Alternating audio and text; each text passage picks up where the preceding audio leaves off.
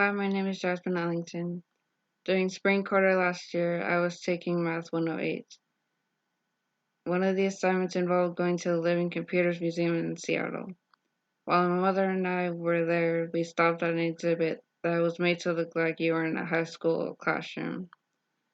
At each individual desk, there was a very ancient looking computer that you could actually program to say hello world.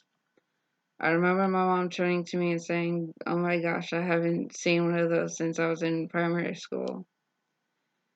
After a while, I got up and started walking around again, and I came to another exhibit that was made to look like you were actually in somebody's house from the early 80s. There was a couch and another armchair to the side of it, and that you could sit on and watch the old box TV that was in front of you. As I sat in the armchair, I began thinking about the technology that I had grown up with. Things like the flip phone, computer monitors that weren't flat and still used dial up internet, and the big box TVs. I also began to think about the future of technology, but more specifically, robotics. Since its inception, robotics have made our lives easier. There are many processes to be calculated, though. A robot is an inherently active agent that interacts with the real world and often operates in uncontrolled or detrimental conditions. Robots have to perceive, decide, plan, and execute on actions, all based on incomplete and uncertain knowledge. Mistakes can lead to potentially catastrophic results that will not only endanger the success of the robot's mission, but can even put human lives at risk, especially if the robot is a driverless car. I found this information in an academic journal published on sagepub.com, written by Nico Sunderhoff on April 27, 2018, entitled The Limits and Potentials of Deep Learning for Robotics.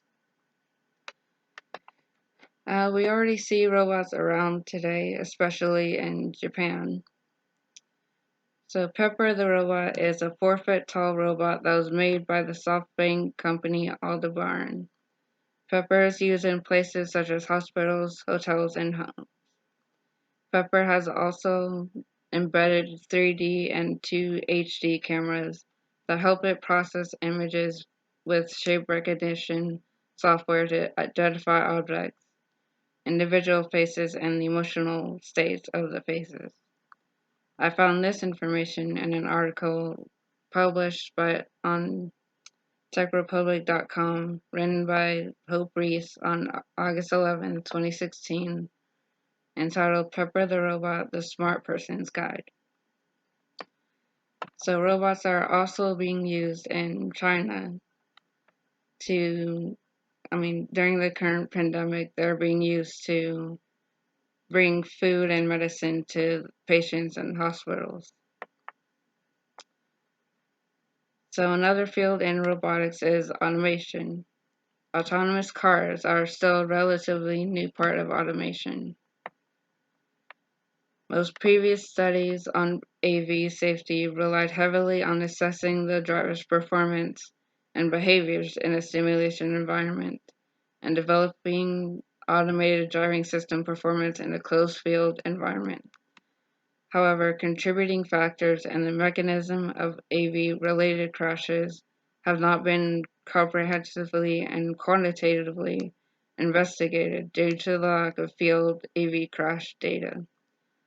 I found this information in another academic journal published on PLOS.org, written by Song Wang and another colleague on March 28, 2019, entitled Exploring the Mechanism of Crashes with Automated Vehicles Using Statistical Modeling. So one specific setback that autonomous cars actually had was the Uber incident. An Uber driver was